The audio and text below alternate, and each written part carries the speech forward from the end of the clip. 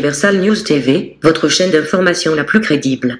Dans un entretien exclusif récemment accordé au magazine Jeune Afrique, le président français Emmanuel Macron a déclaré que la Russie et la Turquie financent la chaîne de télévision panafricaine Afrique Média.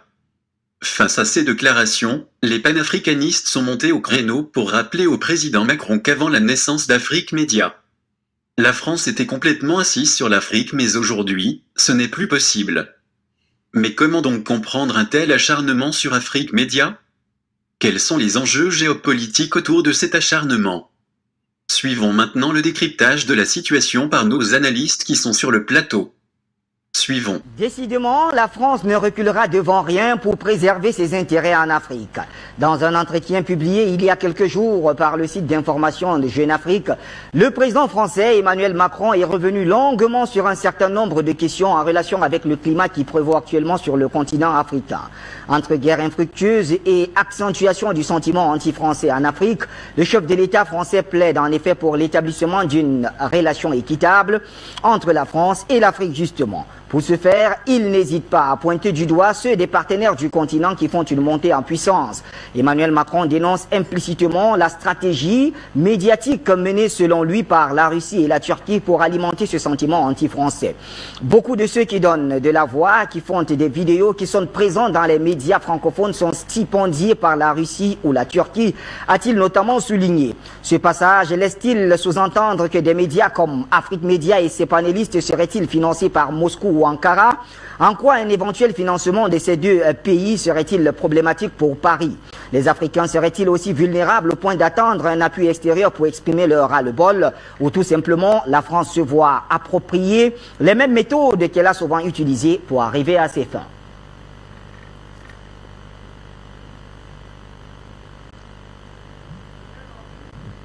Bonsoir l'Afrique et bonsoir le monde. Bienvenue mesdames et messieurs. Nous sommes face à l'actualité sur Afrique Média, la télévision panafricaine.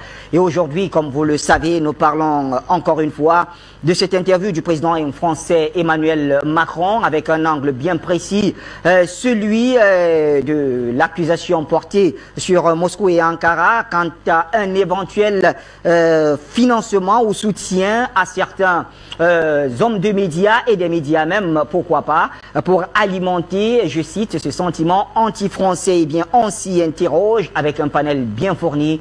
Déjà sur le plateau central, j'ai le plaisir d'avoir ces grands hommes, notamment un qui nous revient de très loin, Jules Ndiaoui, qui est avec nous ce soir sur ce plateau. Bonsoir Jules Ndiaoui. Bonsoir Bachir. Bonsoir Afrique Média. Bonsoir à toute l'Afrique qui nous regarde ce soir. Merci de nous faire l'honneur d'être là. C'est vrai que ça fait plusieurs moments, vous n'avez pas vu, du moins je n'ai pas partagé un plateau comme celui-ci avec vous. J'aimerais bien dire que c'était un plateau prophétique. Bien entendu, vous savez que Afrique Média a toujours fait des merveilles. Vous vous souvenez sur le cas ivoirien, il y a 10 ans, quand nous déclenchions cette bataille média pour la sauvegarde des intérêts de l'Afrique et de la démocratie, afin que la démocratie triomphe. Donc nous ont traité d'illuminés, de fous. Oui. Vous avez vu aujourd'hui quand... et d'aboyeurs pour être précis. Voilà, c'est le mot qui revenait très souvent. Heureusement que même la CPI, qui a été conçue par eux, a suivi la voie des aboyeurs dans le cadre de ces barbeaux. Donc c'est simplement pour dire que nous ne prêchons pas dans le désert. Nous avons une mission qui nous a été confiée par le Tout-Puissant. Cette mission consiste à éclairer les Africains afin que ces derniers puissent préparer l'avenir de l'Afrique dans des conditions acceptables, honorifiques, louables. C'est dommage qu'aujourd'hui, certaines politiques ne parviennent toujours pas à lutter, qu'elles soient occidentales ou africaines. Il y en a, il y a encore des pesanteurs. Mais comme dit souvent Bandakani, ce qui doit se faire, se fera. Inch'Allah. Merci d'être là. Eh bien, vous avez parlé de Bandakani. Le président, il est avec nous ce soir. Bonsoir, président Bandakani. Bonsoir, Bachir. Bonsoir à toute la communauté panafricaniste. Face à l'actualité, je salue les techniciens sans qui nous ne pouvons pas travailler. sont des salutations spéciales. Parce que comme nous, c'est nous qu'on voit en avant, nous avons le devoir de leur rendre hommage. Parce que sans leur dextérité et leur génie technique, il est impossible qu'on nous voit à la télévision. Donc, je voudrais m'incliner devant l'abnégation des techniciens. Évidemment, je suis très content de retrouver Jules. Ça fait pratiquement plus d'1 an. Je ne l'ai même pas vu. En plus, je n'ai pas fait un plateau avec lui. Donc c'est d'abord une atmosphère de chaleur, de retrouvailles, d'amitié panafricaniste, de respect, et surtout l'ambiance de famille. C'est mon frère. Je suis très content de le retrouver en ce temps-ci où on fabrique les virus pour jeter sur les gens et jeter sur le peuple. Nous sommes là pour démontrer que le Covid n'a pas de fait sur nous. Je te laisse présenter un illustre ami, frère, camarade pionnier de ce combat, avec qui je suis très fier de partager le plateau. Merci d'être là et merci infiniment de le présenter comme cet illustre ami et pionnier d'ailleurs de nos différentes batailles médiatiques sur Afrique Média, la télévision panafricaine. Nos téléspectateurs devinent bien que nous parlons de Maître Janvier Momo. Bonsoir Maître. Bonsoir Monsieur Mohamed Bachir Ladan. Nous ne voulions pas que soit inscrite dans l'histoire de l'Afrique cette pénible notion qu'un jour, une France généreuse a offert sur le plateau l'indépendance à tous les États africains et que tous, à l'unanimité, l'avaient accepté. C'est pourquoi la Guinée, qui était dans des positions de matérialiser l'aspiration africaine à la liberté, s'est engagée dans la voie du référendum. Bonsoir au président Bandakani, à Jules Ndiaye, qui m'ont accueilli au plateau d'Afrique Média. J'ai cité Sékou Touré, qui est le chantre du panafricanisme, parce que, avec vous, j'ai retrouvé les lutteurs pour le panafricanisme. Je pense que j'ai été bien accueilli par vous. Très bien accueilli par vous. Je continue de l'être jusqu'aujourd'hui. Et je pense que le combat pour lequel nous nous sommes illustrés aura la victoire. Si elle n'est déjà pas là, ce ne sont pas les guerriers qui proclament la victoire, ce sont ceux qui regardent la guerre, qui savent qui est le vainqueur, qui est le vaincu. Une fois de plus, bonsoir et merci de m'avoir invité. Infiniment merci à vous, Maître Janvier Momo, d'avoir accepté cette invitation malgré l'agenda très chargé ces derniers temps. Et bien sûr, nous sommes en multiplex, vous le savez, avec notre géopoliticien, pas encore, Luc Michel, il sera là certainement avec Fabrice Béor. Permettez que nous allions directement sur notre sujet et on parle bien sûr de ces relations France-africaines, on parle pratiquement des géopolitiques de la communication où le président français Emmanuel Macron pointe du doigt la Russie et la Turquie comme étant ceux-là qui encouragent, pour le dire de manière simple, certains de nos panélistes et pourquoi pas financent même ou financeraient la télévision panafricaine. Alors, président Bandakani, je voudrais bien commencer par vous parce que vous étiez le premier à analyser cette partie, cet extrait d'Emmanuel Macron sur cet angle-là. Mon cher Bachir, pour donner tout son sens à la sortie de celui que vous appelez président de la France, personnage méprisable, personnage que j'estime ne pas être de notre niveau, ni au niveau d'aucun Africain. Il faut resituer ça dans la perspective du néo-panafricanisme. Ça veut dire quoi? Il faut d'abord partir du principe que avant l'émergence d'Afrique Média, la France était assise sur l'Afrique, qu'elle violait à répétition, et la violer était obligée de célébrer son violeur. Je ne sais pas si vous imaginez quel traumatisme et quelle violence c'est. Dans la France, violait l'Afrique, pillait l'Afrique, défigurait l'Afrique, détruisait l'Afrique, et l'Afrique était obligée de célébrer son bourreau. la France contrôlait les médias. RFI régnait, terrorisait les chefs d'État et les élites africaines. Les journaux français, la racaille que vous appelez journaux français, Paris Match jusqu'à tous ces Le Monde et tout quanti, dès que ces médias décidaient de renverser un président, il suffisait d'une une. Le titre suffisait à renverser le président. Les élites, c'est-à-dire les intellectuels, étaient formés à la sauce française. Les doctorats, les agrégations et tous les grands diplômes étaient contrôlés. Pour passer une thèse, il fallait que vous vous assurez que la France était heureuse et appréciait la qualité de votre travail. C'est-à-dire que la thèse, quel que soit le domaine dont il était question, ne devait pas nuire à l'image et aux intérêts de la France.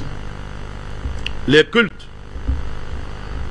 officiels en Afrique célébraient la France et acceptaient la tutelle de la fille aînée de l'Église catholique, la France. Donc, mon cher Bachir, la France terrorisait tout le monde. Et la diplomatie française et la géopolitique française étaient en terrain conquis, comme on dit chez nous.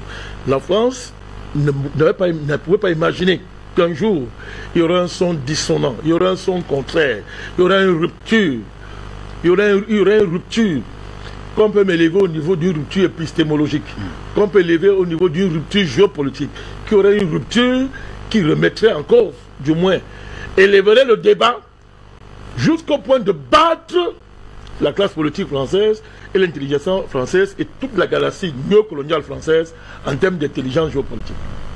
Il faut rappeler ça. Nous ne disons pas que nous avons inventé, que nous sommes les pionniers, nous sommes les premiers, non. Avant nous, nous sommes les héritiers des luttes panafricanistes qui nous ont précédés. Et nous rendons toujours hommage à ceux qui nous ont précédés. Mais la génération, c'est du 20e siècle. Personne ne peut nier. C'est la réalité, c'est le fait qui était là. Et un matin, émergea Afrique Média. Afrique Média a apparu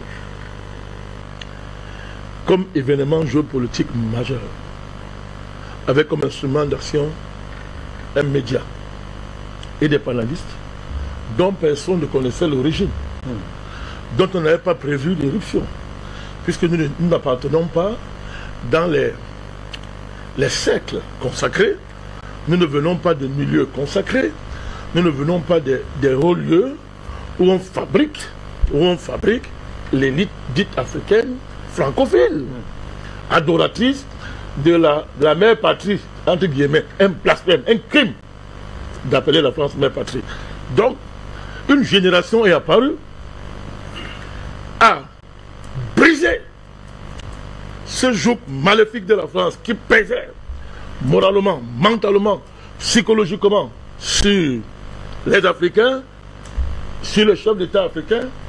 Parce que nous avons cassé la baraque. Et on ne l'a pas cassé comme ça. On l'a cassé avec la sainte violence, vous appelez ça comme ça, mais avec des arguments supérieurs. La classe politique française, les milieux géopolitiques français étaient à terre. Ceux que la France instrumentalisait pour terroriser intellectuellement dans le précaré, à terre, il n'y avait pas match, mon cher Bachir. Il faut partir de là. Il faut partir de là pour bien situer, n'est-ce pas, le discours de cet individu-là. Il faut partir de là. Sinon, on va se mettre à commander ce que Macron a dit. Il faut partir de là pour rappeler. Ça fait donc que depuis ce moment-là, la France n'est plus en terrain conquis. Elle ne, sur le plan de la communication géopolitique, elle est battue. La France est sur la défensive. Elle court après la dynamique néo-panafricaniste. Elle est complètement à terre, à tout point de vue. Et il y a ce qu'on appelle le réveil.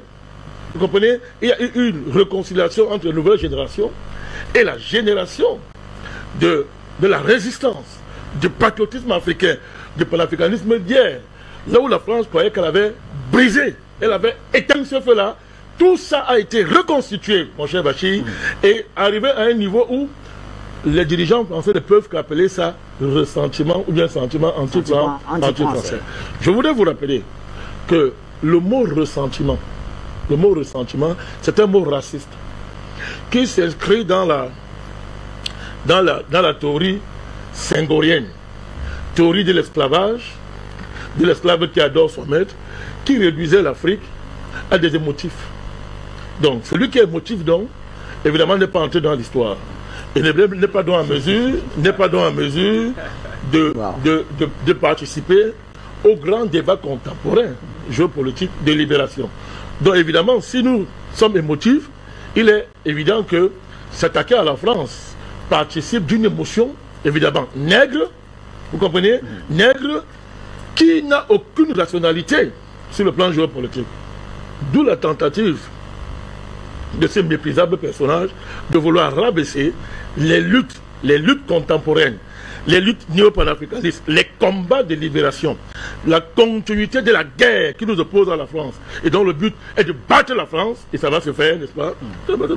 Donc, on veut rabaisser ça au niveau d'un sentiment anti-français. Il faut bien comprendre ça. Donc, quand j'ai rappelé ça, je reviens à la question fondamentale.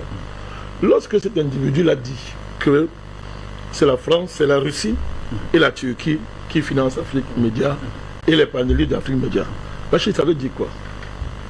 Ça veut dire que celui que vous appelez président français reconnaît qu'il a en face de lui, la France a en face d'elle, quelque chose de supérieur et de plus puissant qu'elle avait imaginé. C'est d'abord le fait que ça veut dire. Parce que quand vous voyez celui qu'on appelle président français être obligé de descendre à ce niveau pour analyser la puissance néo-panafricaniste. Écoutez ce qu'il a dit. Il a dit que nous sommes stipendiés. Il faut utiliser le mot. Hein. Le mot qu'il a dit veut dire nous sommes stipendiés. Ça veut dire que nous sommes à la solde de la Russie et de la Turquie pour faire les basses baignoles. C'est ce que le mot veut dire. Pour faire des basses baignoles. Oui, alors comment? Quand il est obligé de dire ça, c'est-à-dire il y a une tentative de vouloir, c'est une démarche raciste qui consiste à dire que les Africains ne sont pas en mesure de s'élever au niveau d'une grande pensée géopolitique sans la tutelle d'un étranger, sans une tutelle étrangère. Parce que ce serait très grave qu'en Afrique, il y ait une puissance géopolitique au-dessus de la France, des élites françaises, et si on dit que ce sont les Africains qui ne sont pas sous la tutelle d'une puissance étrangère, ça veut dire que la France est finie. Ça veut dire que c'est terminé là, c'est la chute du mythe de la France. Donc il faut à tout prix démontrer que non, ils ne sont pas, ce sont les Russes et les Turcs qui sont derrière Afrique Média et c'est panélistes, il y a ça. Donc d'abord, nous prenons acte du fait qu'il est petit. Nous ne sommes pas à son niveau, mon cher Bachir. Nous ne sommes pas à son niveau, il est petit. Et comme il est petit, il dit des choses dont il n'est même pas en mesure de prouver. Nous croyons qu'un président ne dit pas n'importe quoi. S'il s'agissait, maintenant on se lève, on dit qu'on porte plainte à ce minable personnage, il s'en sort comment? M. Bachir, si nous déclenchons une procédure judiciaire contre ce pays, il s'en sort comment? Moi, j'ai jamais rencontré un Russe de ma vie. Moi, je ne connais pas à quoi ressemble un Turc. Mais un monsieur qui est censé être informé, parce qu'il est quand même informé, dit les choses qu'il vient de dire là. Imaginez que nous déclenchons un procès, même à titre symbolique, il s'en sort comment? Comment il s'en sort? Mais nous comprenons simplement que, comme on dit, il est à terre, mon cher Bachir, il est à terre. Donc, pour chuter, terminer donc, cette, je ne dirais pas accusation, je vais donner un point d'honneur. Nous sommes là en face de quelque chose qui démontre simplement que notre dynamique est tellement puissante que le monsieur que vous appelez président français ne sait pas quoi faire avec. Et il essaye, il se débrouille, il se bat de toutes ses forces pour essayer de nous cantonner quelque part, pour essayer de nous enfermer quelque part, dans un carcan. Vous voyez, ça ne marche pas. Donc, mon cher Bachir, ça c'est le premier jet que je pouvais donner concernant la sortie de ce monsieur que vous appelez président français. Je réserve d'autres cartes pour la suite. Il n'y a pas de problème et ça nous arrange que vous réservez d'autres cartes. Je rappelle bien sûr qu'il s'agit du président français. C'est pas nous qui l'appelons président français. Non, moi je le considère pas. Très bien. Alors je reviens au plateau central dans quelques instants. Le temps d'aller en Russie justement, retrouver Fabrice Béor. Fabrice, bien le bonsoir, merci d'être avec nous. Fabrice, alors est-ce que vous comprenez ou comment comprenez-vous ces ces accusations quand même assez formelles du président français Emmanuel Macron vis-à-vis de la Russie quant à ses relations avec l'Afrique?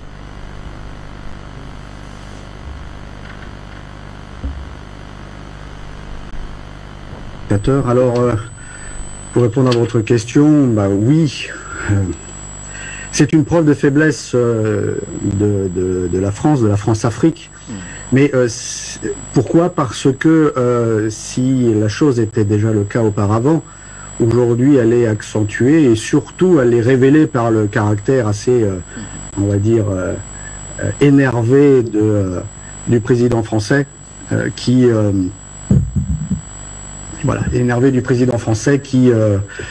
généralement ne peut pas se retenir, il est un peu caractériel, on va dire. Mais oui, effectivement, nous avons aujourd'hui la France qui sent échapper petit à petit la France-Afrique de ses griffes, et il lui faut effectivement trouver, on va dire, une sorte de bouc émissaire en quelque sorte, pour inverser les rôles, comme si d'ailleurs l'Afrique appartenait à la France. C'est assez amusant, un peu une dispute de gosses mal élevés. Nous avons en fait aujourd'hui, il faut se rendre compte, c'est une rencontre historique entre la naissance d'un nouveau panafricanisme naissant, qui naît des masses et qui est adopté par certains États, effectivement, qui aujourd'hui, petit à petit, construisent une certaine forme de solidarité. Ça a été rappelé autour de la RCA.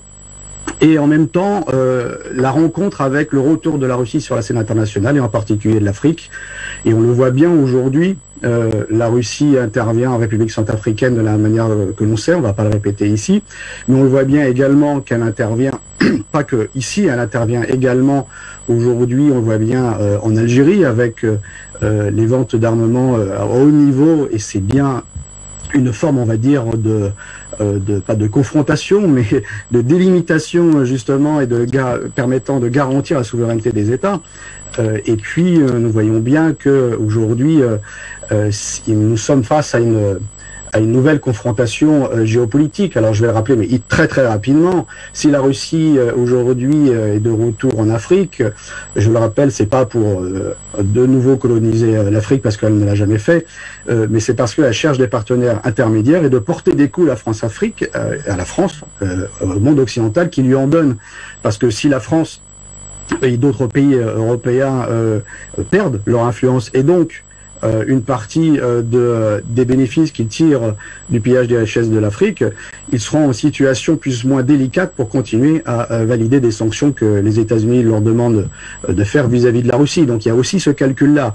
Mais il faut voir la chose d'une manière plus générale, et sur la réaction de la France, oui, on le voit très bien, et on voit très bien que la France aujourd'hui essaye d'augmenter, on va dire, le rythme de sa réaction. Et remarquez, ça n'a pas été tellement dit sur les ondes, mais je le ferai remarquer, je terminerai là-dessus. Vous vous rappelez le sommet d'Obama aux États-Unis, où donc avec l'Afrique, où il y avait un sommet parallèle avec la soi-disant société civile et opposition, et un jour il a réuni les chefs d'État et cette soi-disant opposition, qui étaient en fait ses affiliés, là on peut le dire véritablement, et qui leur a dit, ben voilà, c'est les nouveaux et ils doivent être en poste, il doit y avoir des nouvelles élections, et il a commencé à partir de ce moment-là les politiques de déstabilisation des États en Afrique. Et ben pour le prochain sommet que veut faire notre ami président français Macron, il a repris exactement le même discours en disant qu'il y aura également aussi un sommet parallèle, alternatif, où il y aura toute la société civile et les futurs dirigeants de l'Afrique. Donc Macron se veut l'Obama français, on va dire, pour l'Afrique, mais ses bonnes intentions ont démontré, lorsqu'on voit l'exemple américain, que cela n'est pas pour favoriser la société civile, cela n'est pas pour favoriser le développement ou une éclosion démocratique, comme ils peuvent le dire, mais tout simplement pour placer les leurs, pour évacuer une classe politique qui aujourd'hui, de plus en plus, effectivement, rechigne à obéir aux injonctions de l'ancienne métropole, de l'ancien colon, dans le cas précis de la France-Afrique. Donc on voit bien que là, pour terminer, que Macron et la France-Afrique. Je dis bien Macron et la France-Afrique parce que la France, l'ouvrier français, lui, ne gagne rien dans la colonisation de la France-Afrique. C'est l'oligarchie qui continue à s'enrichir, puisque les écarts de richesse, même en France, commencent de plus en plus à s'écarter. Il y a aussi de plus en plus de pauvres en France. Donc, et nous avons aujourd'hui cette nouvelle Afrique qui naît, qui a pris conscience des enjeux géopolitiques, qui saisit les mains tendues, les opportunités économiques, militaires, pour se dégager des marges de manœuvre afin de retrouver sa souveraineté face aux colons occidentaux, que ce soit la France-Afrique, que ce soit l'impérialisme américain ou autres belges dans les anciennes dites colonies, pour se défaire. Et la France aujourd'hui réagit d'une façon brutale, avec le caractère de Macron, c'est-à-dire derrière des discours bien polissés, on s'énerve assez rapidement, mais c'est la preuve que ça fait mal, donc c'est un très bon signe.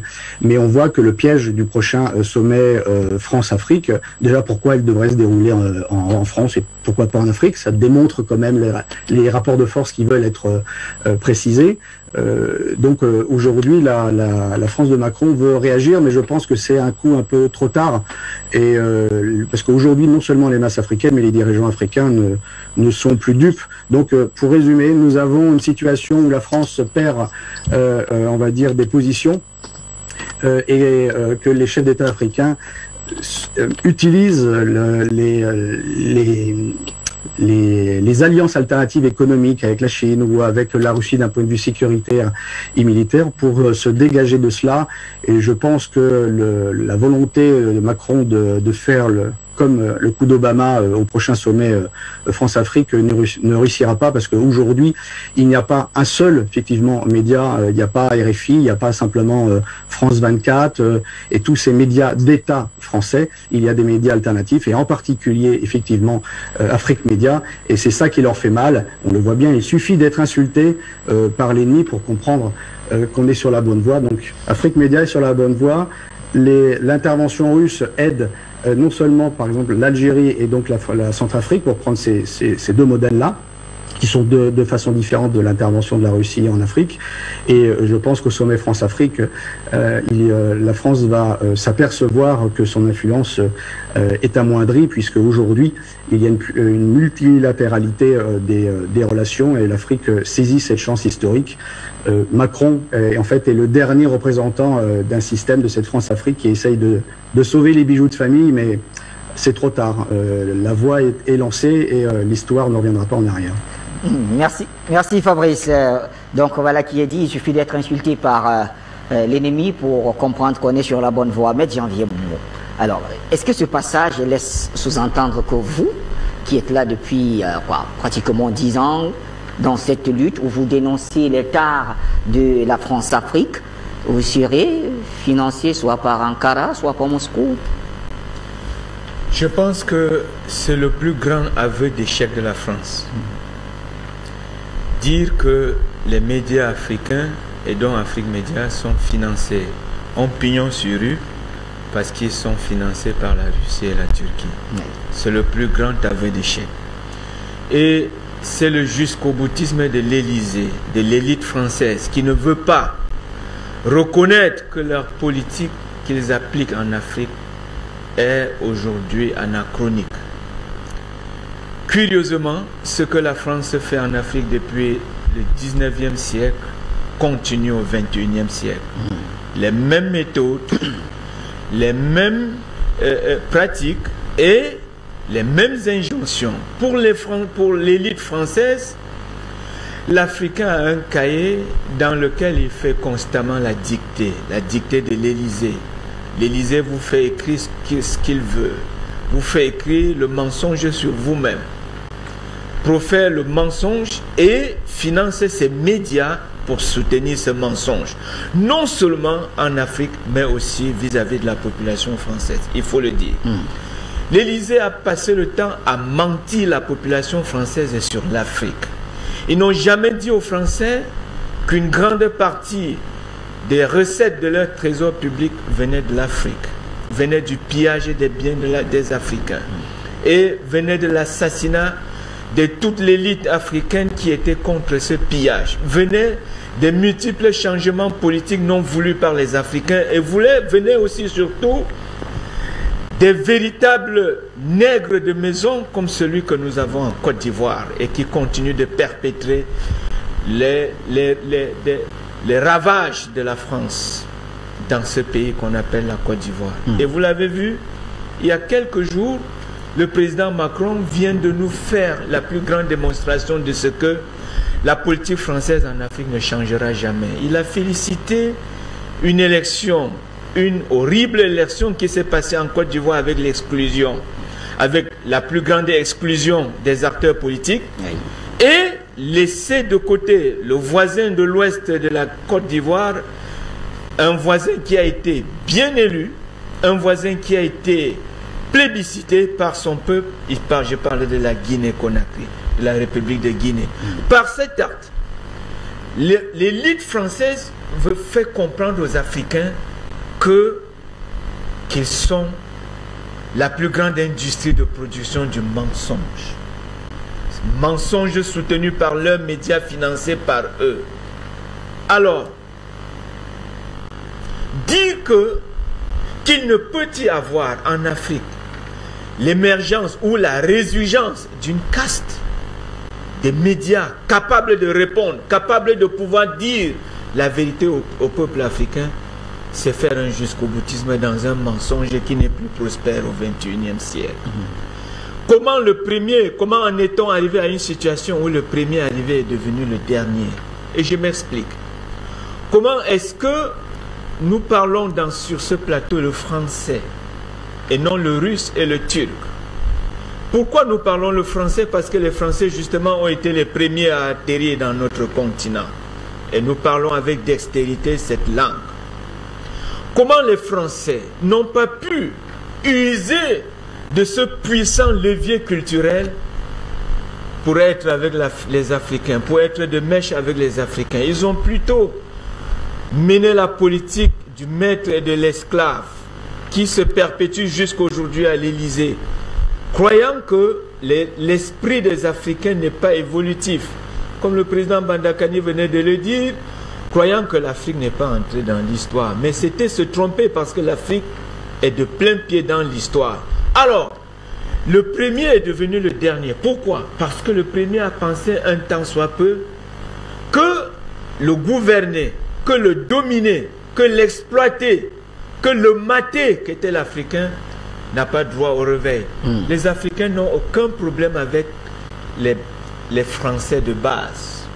Les Africains ont les problèmes sérieux, un contentieux sérieux avec l'élite française. Cette élite, c'est symbolisé par l'Élysée. Quand le premier devient dernier, il faut chercher les boucs émissaires. C'est la Russie, c'est la Turquie, c'est la Chine. Mais où étiez-vous? Justement parce que vous n'avez jamais voulu parler sur le plan politique d'une véritable démocratie. Les Français supportent ceux qui protègent leurs intérêts. Nous avons le plus bel exemple, et j'y reviens, c'est la Côte d'Ivoire. Celui qui protège les intérêts, c'est celui-là que nous aussi, on le protège. Alors, la Russie, la Chine et la Turquie, effectivement, ils sont arrivés, mais avec une autre forme d'exploitation, une autre forme de partage du fruit de nos richesses qui sont éparpillées dans notre sous-sol. On a appelé cela le partenariat gagnant-gagnant. Et Sékou Touré, en 1958, leur a dit, la Guinée est un scandale géologique, il y a des richesses. Mais ces richesses, si elles doivent être exploitées, ça doit être dans un partenariat gagnant-gagnant. De 1958 à 2020, on constate que vis-à-vis singulièrement de la République de Guinée, la France n'a pas changé de politique. Et chercher les boucs émissaires qu'on appelle la Russie, la Turquie. Ils ont oublié la Chine peut-être parce que la Chine a tout acheté en France aujourd'hui. Alors, si Afrique Média est indexé, justement c'est parce que Afrique Média symbolise aujourd'hui cette caste d'Africains qui viennent, qui sont les contemporains, qui sont ceux qui se sont engagés à suivre sans défaut, sans détour, l'œuvre de ceux qui ont pensé à la véritable libération de l'Afrique. Et la libération, elle est d'abord culturelle. Et quand elle est culturelle, cela veut dire qu'elle est médiatique. Monsieur Mohamed Bachir, On vous appelle le 4e pouvoir, en réalité vous êtes le premier pouvoir. Et ce sont les Français qui nous le font savoir par des gros financements qu'ils apportent à RFI, à France 24, à LCI, à Euronews et à tous les autres. Nous le savons. Alors, lorsque le premier devient le dernier, lorsque la France arrive dans le marigot de papa et trouve des caïmans, c'est-à-dire la Russie, la Turquie, la Chine, il ne se pose pas de questions géopolitiques. Qu'est-ce qui est arrivé? Nous nous sommes posé cette question et nous avons trouvé la réponse. C'est l'exploitation à outrance. Le Cameroun a été interdit en 1979 de budgétiser son pétrole. Amadou Ahidjo, de regretter mémoire, le premier président de la République du Cameroun, a dit c'est la révolution verte. Camerounais, Camerounaises, entrons dans l'agriculture, c'est la révolution verte. Cette révolution verte fait en sorte que le pétrole qui est dans le sous-sol peut périr, mais la terre ne ment pas. Entrons de plein pied dans l'agriculture. Petit à petit, nous avons vu le petit Gabon, à côté, une population de 800 000 habitants, à qui la France n'a pas pu organiser la sécurité sociale, et dont aujourd'hui les puits de pétrole sont en train de se sécher, de se dessécher. La France n'a pas posé de questions. Qu'est-ce qui est arrivé? Afrique Média a posé la question et a trouvé des réponses. C'est l'exploitation à outrance. C'est la considération animale, pour ne pas dire animalière, de l'Afrique. C'est la chosification des Africains qui pourtant participent à votre sécurité sociale avec laquelle vous vous vantez tant. Il faut comprendre aujourd'hui qu'il n'y a pas de sentiment anti-français en Afrique. Il y a échec de la politique de l'Élysée en Afrique. Il y a refus d'aveu d'échec de l'Élysée vis-à-vis de sa politique. On dirait aujourd'hui en Afrique que Focard est encore vivant. C'est la raison pour laquelle Afrique Média s'interroge sur le bien fondé de la France-Afrique, dont l'un des sommets se tiendra à Montpellier, si mes souvenirs sont en bons. juillet 2021, si le coronavirus le permet. On va chuter. Et je chute par là, M. Bachir. La classe, les Africains n'ont aucun problème. Les Africains sont les amis des Français. Mais les Africains regardent l'Élysée, c'est-à-dire la pyramide politique de la France, avec un autre œil. Un œil de mélancolie. Vous n'avez pas fait du bien en Afrique, vous continuez à ne pas faire du bien en Afrique. Mais sachez que les Africains ont changé. Le marigot de papa, il y a désormais des caïmans. Ce ne sont pas des caïmans russes, turcs, ce sont des caïmans africains. Et au rang de ces caïmans se trouve Afrique Média. Nous savons ce que vous faites en Afrique depuis. Nous vous conseillons de changer cette politique. Il n'y a pas de sentiment anti-français. Il y a échec de la politique de l'Élysée en Afrique. Et ils rechignent à avouer cet échec devant leur population. Et aucun sentiment anti-français en Afrique. Nous aimons les Français. Nous attendons ceux qui viendront pour un véritable partenariat politico-écologique. Merci Maître Momo. Jules Diawé, et Luc l'a très bien rappelé, vous venez d'un pays qui est très avancé dans les relations avec la Russie. Quand vous entendez des accusations comme celles portées par le président Emmanuel Macron, comment vous réagissez? Je suis surpris, Bachir. Je suis très surpris. Vous savez, quand on fait un enfant, quand on accouche un enfant, il va à quatre pattes, à quatre membres. Après, il se lève sur ses deux pieds, il commence à poser ses pas et il commence à s'éloigner du parent. C'est simple.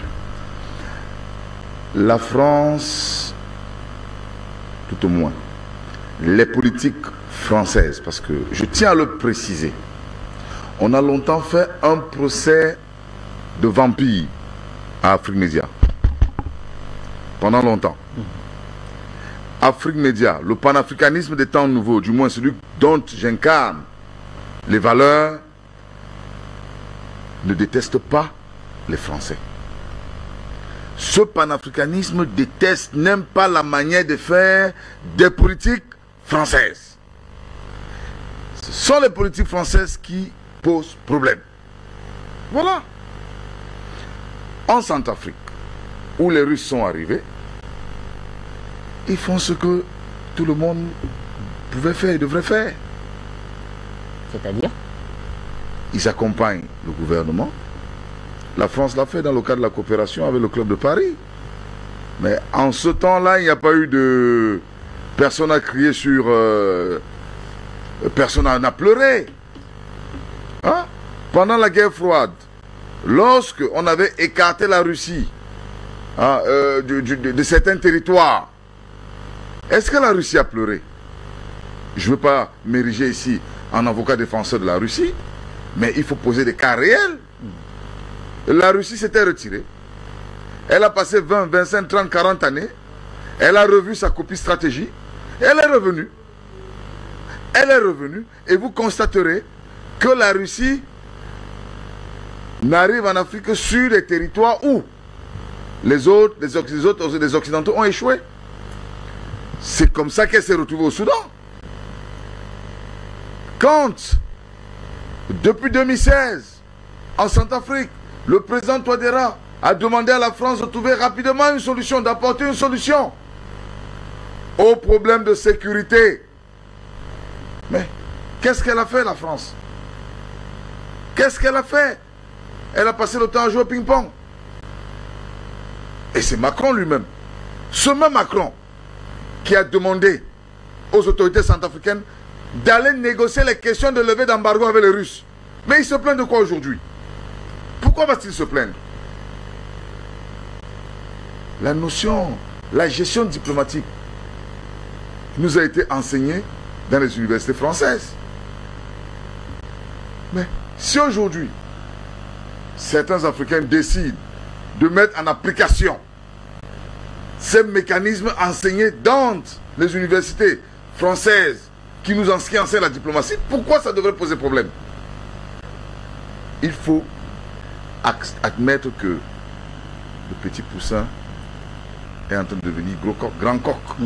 C'est tout. Mais non, ce procès-là, il ne sert à rien. La France a ses problèmes avec la Turquie, ils n'ont qu'à les gérer. La France a ses problèmes avec les Russes, ils n'ont qu'à les gérer. Mais qui laisse l'Afrique en dehors de ça? Mais la même France a toujours considéré quand même l'Afrique comme sa chasse gardée. Oui, mais... D'où cette sortie du président Emmanuel Macron, c'est de bonne guerre, mais ça... Bachir, oui. Bachir, oui. Je vais faire une métaphore. Épousez une femme, mettez-la chez vous. Si vous vous occupez mal de cette femme, elle ira voir le voisin. Vrai ou faux? Voilà. J'aime partir d'un cas précis que j'ai vécu en RCA. On a toujours dit à la France, le problème c'est la pauvreté. Le problème de la RCA, c'est la pauvreté. Qu'est-ce que la France a toujours dit? Vos richesses, on les garde pour le futur. Mais pendant que vous gardez les richesses pour le futur, le présent, qu'est-ce qu'on en fait? Qu'est-ce qu'on en fait? C'est alors que le président Bouzé, à l'époque, a décidé de donner le pétrole aux Chinois. Et la France lui a collé cette histoire avec la CDK. La France allait prendre ses anciens amis d'hier pour venir le renverser. Le Qatar a donné la logistique via Paris parce que la France ne voulait pas s'afficher.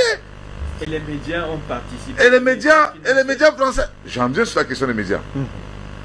Et donc, vous voyez, quand on a faim, vous avez une belle femme à la maison, si elle ne peut pas, vous ne pouvez pas l'entretenir, elle ira voir ailleurs. Vous avez un enfant à la maison, si vous ne pouvez pas le nourrir, l'envoyer à l'école, il va aller s'installer chez le voisin. Et c'est ce qui arrive aujourd'hui avec la France. Les pays du précaré français sont mal entretenus par la France. La France les a longtemps infantilisés et les gars décident d'aller voir ailleurs. Vraiment, dessus, c'est une théorie humaine. C'est une logique humaine autant pour moi. On ne peut pas... tout ce qu'on veut, le développement scientifique que l'on veut développer, que l'on veut faire, les accusations fantaisistes, vraiment, à mon avis, c'est du n'importe quoi. Maintenant, quand on parle des médias, je me considère comme membre fondateur d'Afrique Média. Et lorsque nous nous engageons dans cette aventure, il n'était point question de servir de pantin à une quelconque puissance, à un quelconque État. Nous nous sommes engagés dans cette bataille pour l'honneur et la dignité de l'Afrique. Alors, c'est la France qui fabrique les médias téléguidés, les tueurs à gages, pas plus tard qu'il y a moins d'une semaine, M6 a fait un documentaire sur la RCA. Un documentaire piloté par le Quai d'Orsay, avec les images de 2003. Avec des images de la guerre de 2003. Voilà comment on manipule l'opinion. C'est la stratégie et c'est ça. C'est ça, mon cher Badakani. Mais si aujourd'hui, elle est victime de ses propres méthodes, en quoi cela devrait la gêner? Pourquoi elle va se plaindre tant? Puisqu'elle est championne en cela. Elle l'a fait au Gabon, on a vu. Elle l'a fait au Congo-Brazza, sous l'Issouba, pour le départ de l'Issouba. Elle l'a fait en Centrafrique. Elle a manœuvré au Cameroun. Nous l'avons vu à l'œuvre en Côte d'Ivoire. En Libye, c'était pire, la totale. Mais si aujourd'hui, les autres États s'inspirent de stratégies, empruntent ces stratégies à la France, pour les retourner contre elle, nul ne peut se prévaloir de ses propres turpitudes. Je vous dis, pas plus tard qu'il y a une semaine, il y a moins d'une semaine, M6 a fait un documentaire anti-Touadéra, anti-président Touadéra, avec des images de 2003. Vous voyez? C'est de la manipulation de l'opinion. Et donc, si aujourd'hui, on peut lui renvoyer la patate chaude, qu'elle se contente de pleurer, qu'elle revoie sa copie stratégie. Nous les Africains, nous les panafricanistes, nous ne sommes pas des anti-français. Si le président Macron, plutôt que de nous servir ce type de message, qui nous appelle à une table de négociation et qu'on redéfinisse un nouveau cadre de partenariat et de collaboration avec la France. C'est tout ce que nous voulons. Et c'est l'objectif. Et c'est l'objectif. Merci, Jean Diaoui. Je reviens à vous, messieurs. Je vous reprends votre plateau pour quelques minutes, le temps d'un court entretien avec Michel Larive qui nous rejoint à l'instant. Et nous sommes, comme je l'ai dit, c'est en quelques minutes. Michel Larive qui est donc député français de la France Insoumise. Bonsoir, Michel Larive. Votre micro, vous devez l'ouvrir. Voilà. Oui, voilà, veuillez m'excuser s'il vous plaît. Bonsoir, monsieur. Voilà, merci d'être avec nous au moment où nous nous interrogeons quand même sur les relations entre la France et l'Afrique. Ce débat est relancé à l'occasion de la dernière sortie du président français Emmanuel Macron qui parle du sentiment anti-français qu'il justifie par la mainmise d'un certain nombre d'États amis, notamment la Russie et la Turquie. Comment vous analysez cela? Je n'ai pas entendu votre question. Comment analysez-vous la sortie du président Emmanuel Macron parlant du sentiment anti-français quand il pointe la Russie et la Turquie d'être à la manœuvre? Oui, eh bien, écoutez, on peut comprendre la politique de la France en Afrique n'a pas été la plus adéquate qui soit, je dirais de façon la plus diplomatique qui soit, justement. Mais il n'a pas tort dans le sens où, je l'ai dit, comme je vous l'ai dit la dernière fois que nous nous sommes entrevus, je pense que les Africains doivent prendre leur destinée en main, alors qu'ils changent de maître. Je ne crois pas que ce soit la solution pour l'Afrique. C'est-à-dire que changer de maître, changer de la France à la Russie ou à la Chine, j'entendais votre interlocuteur précédent, l'idée c'est de savoir effectivement ce que veulent faire les Africains et nous, occidentaux ou russes ou chinois, arriver en face d'un peuple ami en lui disant coopérons. Mais c'est la seule solution et il n'y a pas d'autre solution. Alors, M. Macron a apporté quelques faits. Il y a des choses où je suis assez d'accord avec lui sur la fin du franc CFA, les choses comme ça, je suis assez d'accord. D'autres beaucoup moins.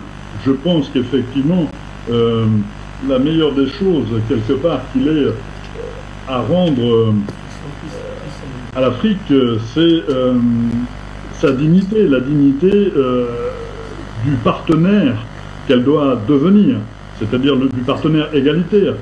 Ce que j'ai pu entendre aussi depuis quelques minutes que je suis arrivé sur votre plateau, c'est la demande qui a été faite par votre interlocuteur précédent. Moi, je suis dans cette démarche-là. Alors, effectivement. Alors maintenant, on peut aussi on peut aussi s'auto-flageller pendant une dizaine, voire une vingtaine d'années. Pendant ce temps-là, Je suis venu en Côte d'Ivoire, je connais l'Afrique, je suis allé aussi au Kenya, je suis allé dans d'autres pays d'Afrique. J'ai vu comment cela se passait, aussi sur des coopérations franco-africaines ou sino-africaines. Bon, écoutez, c'est la même chose peut-être en couleur, sauf que il y a peut-être un peu plus de relations lorsque une entreprise française est sur le territoire africain. Moi, je suis pour la coopération. Voyez-vous, dans ma circonscription, j'essaie d'installer un module de coopération pour notamment des pays de cette partie de l'Afrique de l'Ouest, où c'est plus facile pour nous parce que nous parlons la même langue. J'essaie d'installer une coopération éducative, dans le sens où on pourrait former des formateurs en bâtiment, notamment, à destination de l'Afrique. Donc, ne pas être en compétition commerciale, mais être en collaboration. Et nous avons tout à attendre de bienfaisant, notamment d'une culture africaine qui nous inspire aussi, nous, ici, en France. Vous savez, nous parlons, nous, ici, nous avons passé un cap. C'est-à-dire que moi, je parle de la créolisation, quelque part, et Jean-Luc Mélenchon me dit aussi, de la créolisation de la population française. C'est-à-dire que depuis le temps que des peuples du monde entier sont intervenus dans nos sociétés occidentales, notamment dans la société française, il y a une espèce de nouvel être culturel qui est né quelque part de tout ceci, et c'est une espèce de créolisation. Ce n'est pas le noir contre le blanc, ou le chinois contre le français ou autre, c'est un nouveau citoyen dans une nouvelle république, quelle que soit sa couleur et quelle que soit sa religion. C'est un être qui se construit avec l'histoire de son temps.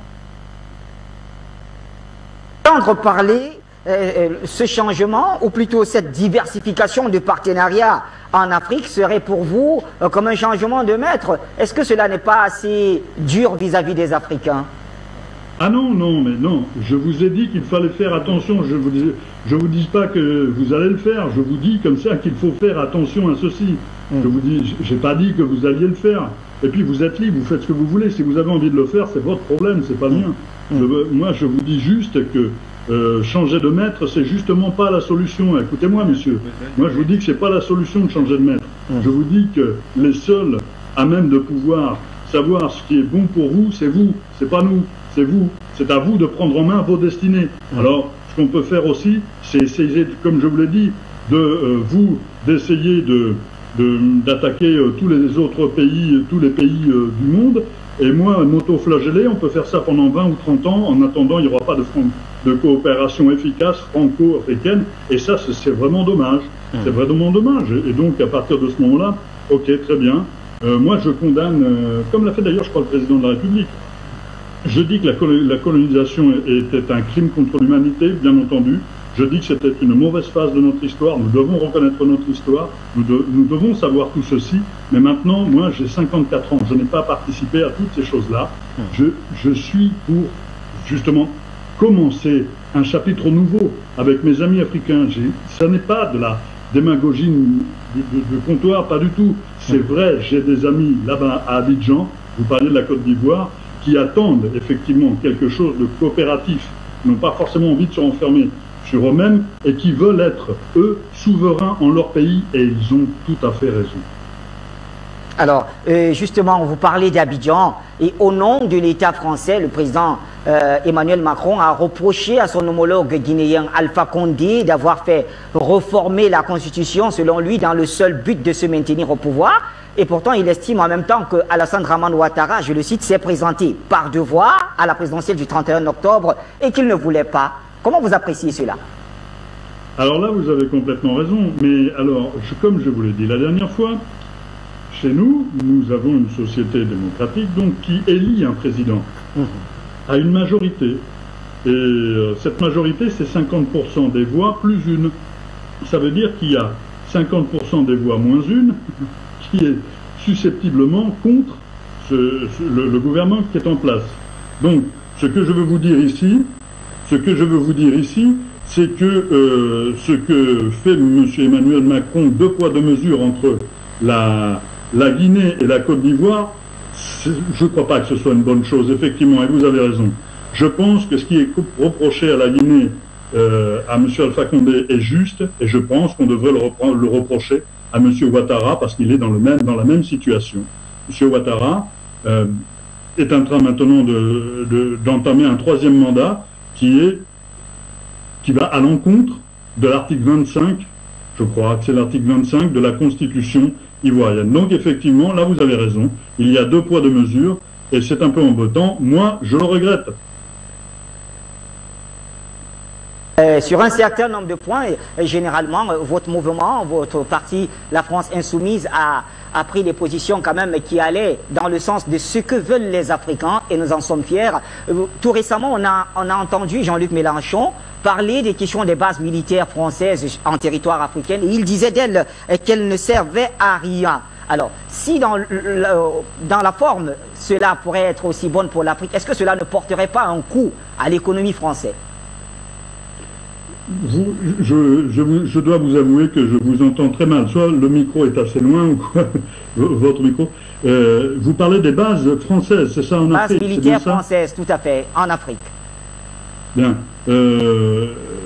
Oui, effectivement, moi je pense que je suis pour la souveraineté des peuples sur l'ensemble de leur territoire. Après qu'il y ait des coopérations militaires, pourquoi pas? Effectivement, en attendant qu'il y ait peut-être des forces susceptibles, enfin capables, susceptibles de pouvoir lutter contre les menaces qui pèsent aujourd'hui, notamment sur le Sahel. Oui, pourquoi pas? Pourquoi pas ne pas faire évoluer la coopération franco-africaine sur une simple coopération militaire, à la demande, bien sûr, s'il y avait intervention, comme cela doit se faire dans tous les pays, c'est le droit international. C'est-à-dire que quand un pays intervient dans un autre pays, c'est à la demande du pays qui reçoit l'intervention. Ça peut pas être, ça ne peut pas être de la seule volonté de celui qui désire intervenir, de l'étranger qui désire intervenir. Il faut que ce soit soit au travers d'une décision de l'ONU, dans le cadre d'une mission de l'ONU, ou soit à la demande du pays qui souhaite avoir un appui militaire. Voilà. Mais je crois que c'est dans ce cas-là qu'il faut faire. En fait, tout simplement, on revient au droit international. C'est juste le droit international qui devrait s'appliquer. Voilà. Alors, avant de vous libérer, l'un des points houleux, ou les plus houleux d'ailleurs, de la coopération française en Afrique, c'est justement la question du franc CFA, que nous définissons comme étant le franc des colonies françaises d'Afrique. Alors, au niveau de l'Afrique de l'Ouest, il y a eu une volonté de changer de paradigme, mais il semble, en tout cas pour la plupart des Africains, que le président français actuel, Emmanuel Macron, en collaboration avec le président ivoirien Alassane Dramane Ouattara, aurait dénaturé le changement voulu, c'est-à-dire le franc CFA en écho. Est-ce que vous pensez que ce qui a été fait peut être constitué comme des avancées? La première des avancées cherchait quand même, monsieur, que le fait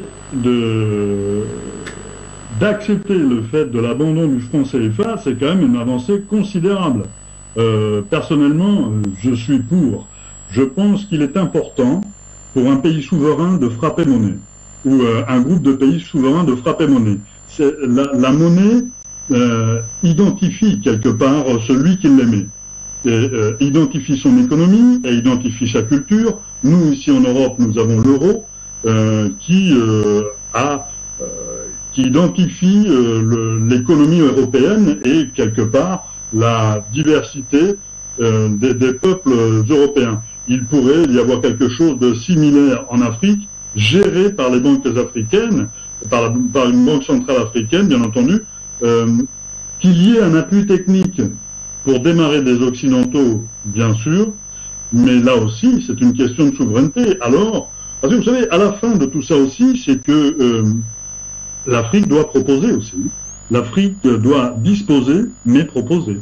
Donc, il peut y avoir un appui technique pour démarrer une autre monnaie que vous choisirez. Je reviens là-dessus, je reviens sur votre souveraineté.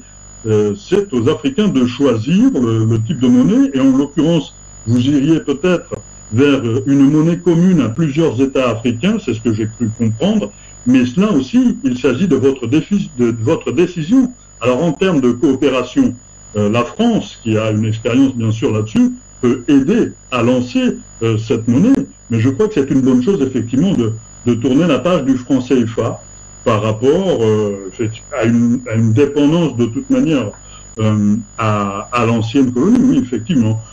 Donc, pourquoi pas? Moi, je pense que c'est une bonne chose que les peuples puissent frapper monnaie. C'est une question de souveraineté aussi.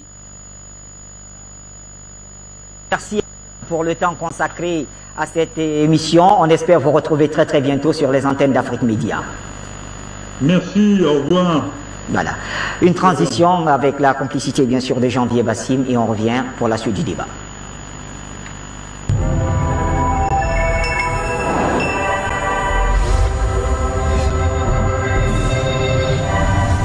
Afrique Média, le monde, c'est nous. Voilà donc, nous revenons vers le plateau. Président Badakani, ce sera avec vous et on va respecter le même tour de table comme tout à l'heure. Nous commençons par vous. Et on peut, au moment où nous revenons, dire que même en France, quand même, cette sortie du président Emmanuel Macron n'a pas été du goût d'un certain nombre d'acteurs politiques. Bachir, il faut faire très attention. Les hommes politiques français demeurent des hommes politiques français. Et tous les hommes politiques français, de tous bords, en principe, parce qu'ils sont français, ne peuvent pas être capables d'équilibrer nos relations dans le sens d'une égalité qui nuirait aux intérêts de la France, parce que une relation d'égalité entre l'Afrique et la France se ferait au détriment de la France. Il ne faut pas raconter des histoires aux gens. C'est clair et c'est net. Mais bon, façon de tout, moi je vais entrer dans certains éléments de fond avec votre permission. Je vous en prie. D'abord, je vais vous démontrer, je vais argumenter pour vous démontrer que les Français ne sont pas sérieux. Quand je dis les Français, je vais dire l'État français, celui que vous appelez président. Il n'est pas du tout sérieux. Vous voyez les éléments. Bachir, vous avez vu dernièrement, il y a eu une situation en France avec Charlie Hebdo, encore. Oui. Je ne veux pas revenir sur le fait que les dirigeants français, le ministre de l'Intérieur, tout ça, ont créé les conditions pour justement qu'il y ait un attentat. Parce que Macron veut sortir du face-à-face terrible qu'il y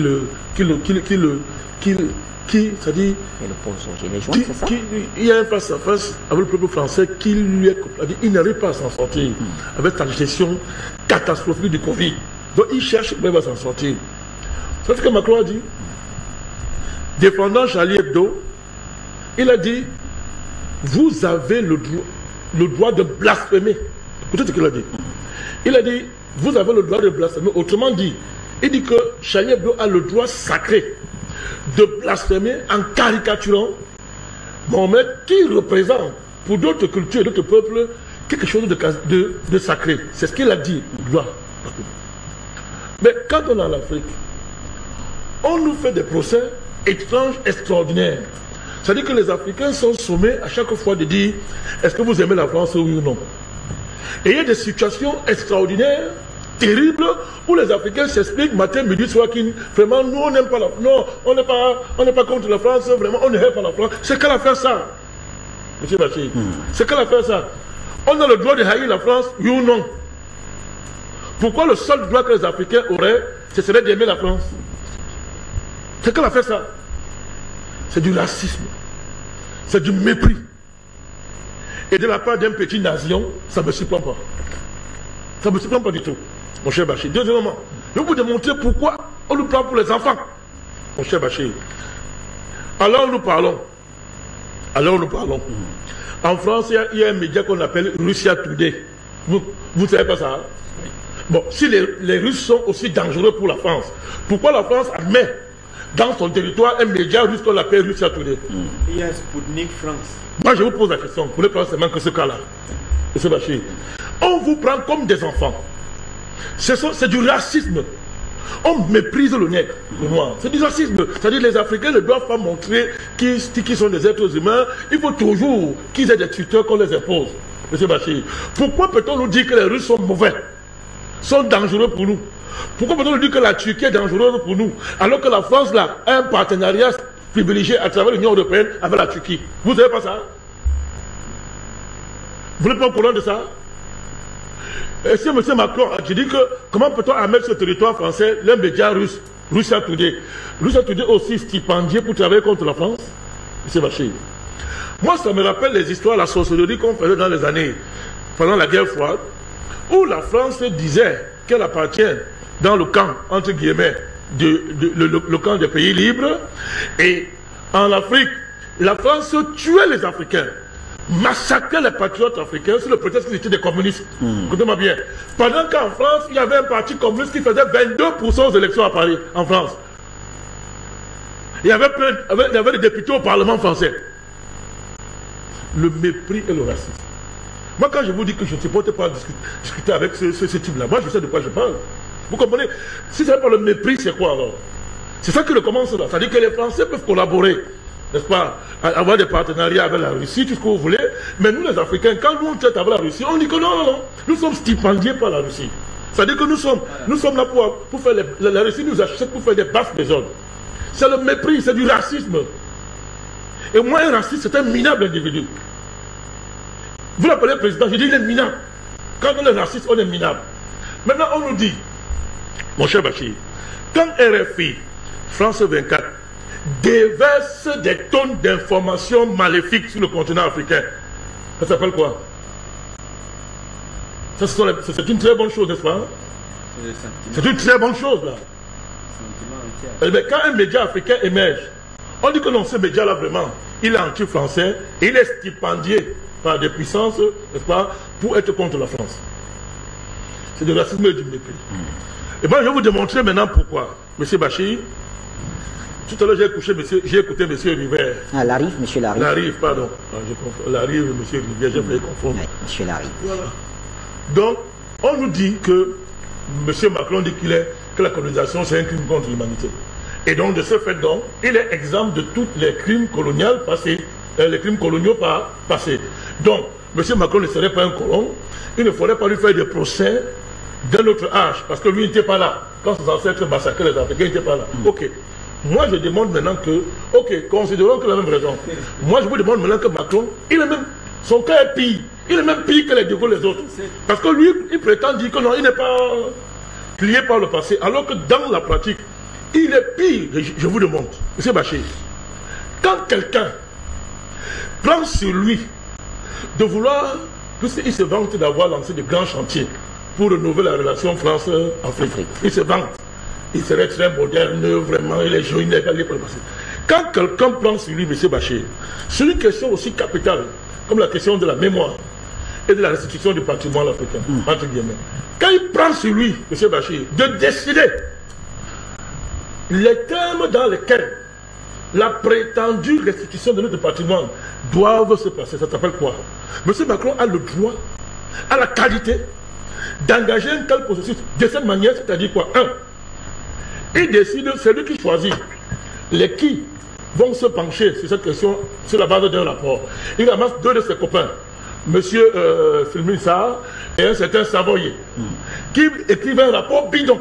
Sur cette base-là, M. Macron dit que non, bon, j'ai décidé de remettre un tabouret au Bénin.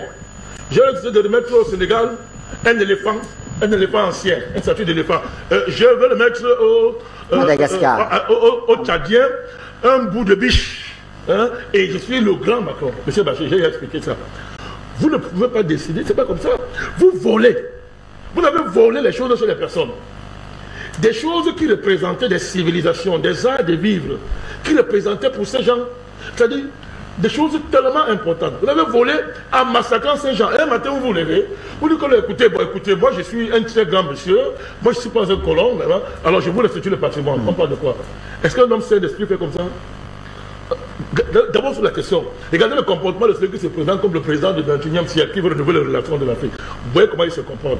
Il écarte les chefs d'État, il écarte les chefs traditionnels, il écarte toutes les structures représentatives de notre continent qui devaient prendre cette initiative, engager un vrai débat sur la question et voir comment mettre cela sur la table en reconnaissant le crime qui a été fait. Non, M. Macron est juge des crimes de ses ancêtres, tout en disant que non, il n'est pas concerné par cela. Deuxième élément, mon cher Bachir. quand un président dit que bon, lui, il va renouveler les générations en Afrique, vous savez ce que ça veut dire? Ça veut dire que Macron n'est pas le président des Africains. Il est le président d'un pays africain. Il est le président d'un pays qu'on appelle la France. Mais il dit, moi je vais renouveler la nouvelle génération. Il faut renouveler la nouvelle génération parce que les anciens... Mais il est qui? Est-ce qu'on peut dire ça dans le continent? Vous vous rendez compte? Vous voulez qu'on parle, monsieur? Vous voulez qu'on lui parle avec un type comme ça? Il est pire que les anciens, il est pire. Parce que selon moi, on peut dire qu'il était d'une époque. Lui qui se présente comme quelqu'un qui n'est pas là pour coloniser, il fait pire. De quel droit M. Macron peut décider de dire qu'il va renouveler les générations en Afrique? Il est quoi? Sinon, M. Bachir, on va tirer la conséquence de tout ça. Troisième autre chose, M. Bachir. M. Macron vous dit dans son discours que l'avenir de la France, c'est quoi? C'est l'Afrique, non? Vous savez ce que ça veut dire? C'est-à-dire que le président français dit que l'avenir de la France, c'est l'Afrique. Ça veut dire quoi? Ça veut dire que les Africains, pour qu'ils aient l'avenir, pour que le continent ait un avenir, il faut que ce continent assure d'abord un avenir à la France, avant d'assurer l'avenir même du continent. Oui. Même Hitler n'est pas arrivé à ce niveau. Je dis même Hitler n'est pas arrivé à ce niveau. Je vous assure. C'est-à-dire que l'avenir de la France, c'est l'Afrique. C'est Macron qui le dit. Après que le Sénat français le dit, vous savez ce qu'on est en train de vous dire? Ça veut dire que M. Bachir, on n'a pas d'avenir, c'est terminé. La France a rayé d'un seul trait notre avenir. Parce que notre avenir, pour qu'on en ait un, il faut qu'il se confonde avec l'avenir de la France. Et c'est le président qui a moins de 45 ans du 21e siècle qui parle comme ça. Autre élément, mon cher Bachir, l'existence du CPA. Conseil présidentiel pour l'Afrique. Mon Dieu. Vous pouvez m'expliquer comment un président qui dit qu'il n'est pas lié par les affaires de colons, il est de la nouvelle génération. Vous pouvez m'expliquer comment est-ce que ce président-là prend sur lui de créer un conseil, et dans le monde entier, M. Bachir, dans le monde entier, le président français est le seul qui a créé un conseil présidentiel pour l'Afrique. Ça, on peut dire qu'il a le droit. Mais c'est grave pourquoi? Parce que la mission de ce conseil, c'est de définir la politique française à l'égard de l'Afrique. Oh mon Dieu. En quoi serait-il mauvais? Dans le monde entier. Il s'entoure des Africains pour mieux comprendre l'Afrique, me semble-t-il. Non. Qu'un président ait un conseil, que le conseil pour l'Afrique, c'est autre chose. Mais, allez, vous n'avez pas vu la charte de ce machin-là? Mais allez voir, le rôle du conseil présidentiel africain, c'est d'aider M. Macron à définir une politique de la France pour l'Afrique. Il faut comprendre ce que ça veut dire. C'est grave. Dans le monde, la France, le président français est le seul qui a une telle démarche. Vous voyez que le président russe, il n'a pas un conseiller pour l'Afrique. Mais les autres avaient, président Bandakani, et on a encore 2 minutes, les autres avaient leur monsieur Afrique, il me semble. Dans l'histoire, on a toujours vu ces monsieur Afrique. Peut-être monsieur Macron ne voudrait pas emprunter le même chemin, et il veut plutôt s'entourer d'un certain nombre d'Africains. Vous avez raison. Oui. À quoi on s'est vu tous les messieurs Afrique des présidents français? C'est vous qui répondez aux questions. À consolider la criminalité de ce qu'on appelle la France-Afrique. Serez-vous en train de dire que c'est le même rôle qui sera attribué donc, au CPA? Il est pire parce que lui se présente comme quelqu'un qui vient changer les choses. Et on dit qu'il est jeune, il a 40, il a entre 40 et 43 ans.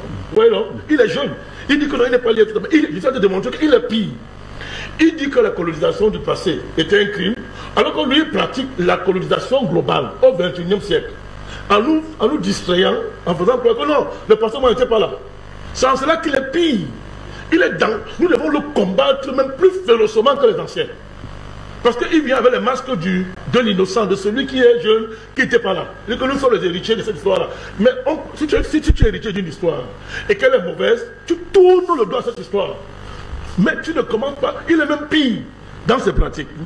4e élément, mon cher Bachir. Les diasporas. Par là, nous sortons. Les diasporas. Vous connaissez le projet de M. Macron avec les diasporas? Il vous l'a dit. Tout à l'heure, Fabrice dehors. Elle est venue dessus. Vous comprenez? C'est-à-dire qu'un président qui vous dit que désormais, bon, ok, avant le sommet franco-africain, c'est le sommet de chef d'État. Moi, maintenant, il décide que, bon, d'abord, je choisis les présidents qui m'arrangent et je choisis des futurs présidents. C'est-à-dire que mes sommets vont servir à coopter les futurs présidents de demain. Je les prépare pour ça. Donc, ça veut dire quoi? La conséquence, c'est quoi, M. Bachir? C'est que M. Macron est le vrai président de l'Afrique. La conséquence directe de tout ça, c'est que M. Macron affirme Il est le vrai président de l'Afrique. Et du coup, mais c'est à lui qu'il faut demander des comptes désormais. D'où l'Union pour l'africanisme. Nous, on a bien compris, mon cher Bachir. Parce qu'il faut que quelqu'un soit le vrai président d'un continent pour avoir de pareils axes de travail. Et de manière publique, mon cher Bachir. De manière publique. Donc moi, je pense que cette interview est la première fois de plus que M. Macron est l'agent du système du système global illuminatiste, des banquiers internationaux, pour finaliser la recolonisation globale de l'Afrique à travers ce qu'on appelle la transhumanisation. Parce que je termine par là, les diasporas là, vous comprenez Bachir, on ne vous dit pas le critère. Les critères non dits de cette diaspora, c'est quoi? Il faut que cette diaspora soit transhumaine, transhumaniste. Ça veut dire quoi? LGBT, gay, homosexuel, bisexuel, transsexuel. Cette diaspora doit d'abord épouser ces valeurs. C'est les valeurs-là qui vont d'abord la caractériser. C'est pour ça qu'il a dit qu'il faudrait intensifier la lutte contre les discriminations. C'est ça que ça veut dire. Donc voilà la caractéristique de cette diaspora qu'il prépare pour venir diriger l'Afrique de demain. Monsieur Bachir, nous sommes en guerre contre cet individu. Merci, Président Bandakani, et pour cet autre point d'analyse. Et nous retournons vers vous, Fabrice Béor, justement. Alors, quand on a écouté tout ceci, la question qui nous vient quand même à l'esprit, vous concernant, Fabrice, mais en quoi cette présence russe serait-elle problématique pour la France, justement? Elle a sa politique à elle et la Russie a la sienne. Oui, quand j'ai entendu le député français, j'ai un peu souri, on va dire, parce que, comme le président Macron, d'ailleurs, il vous dit « Regardez le passé, oh, comme on était méchant, mais surtout, regardez pas le présent ». Parce que le colonialisme, c'est la gauche française, il faut le rappeler, c'était le fardeau de l'homme blanc. Aujourd'hui, quel est le discours? C'est au nom des droits de l'hommisme, au nom de la coopération, mais moi, ce qui m'intéresse, ce sont les faits. Ce sont les faits. La France a eu un passé colonial. Macron en a fait un peu un coupa, et même peut-être même trop, parce que c'est, il en a fait l'excès. Il a pas mis d'accord d'ailleurs certaines personnes en France, parce que la réalité n'est ni blanche ni noire, elle est grise. C'est la réalité du monde.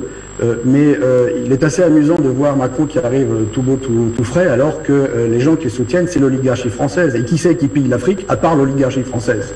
Donc c'est assez amusant de voir cela. De voir un député de la France insoumise, alors que son président, généralement, a une position anti-Malabo assez caricaturale, ça me fait encore doucement sourire. Mais aussi, surtout, comment dire ça,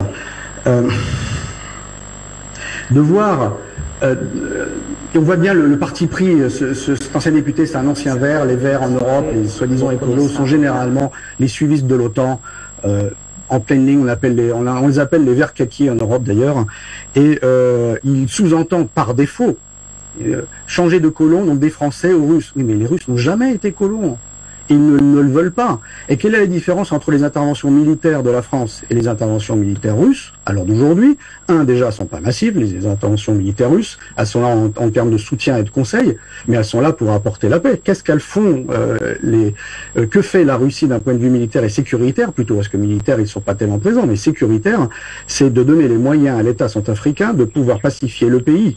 Et qu'est-ce que fait la France en général? On l'a bien vu, en Libye, la destruction, on a vu effectivement la déstabilisation totale du Sahel, et qu'elle ne réussit pas, on va dire, à remettre, ou qu'elle ne veut pas, à réussir à remettre la France sur l'Afrique, dans le cas précis, la France-Afrique, c'est presque révélateur, sur les bonnes rails, c'est-à-dire la stabilité. Non, c'est pas son objectif, et si tant était son objectif, elle a totalement échoué.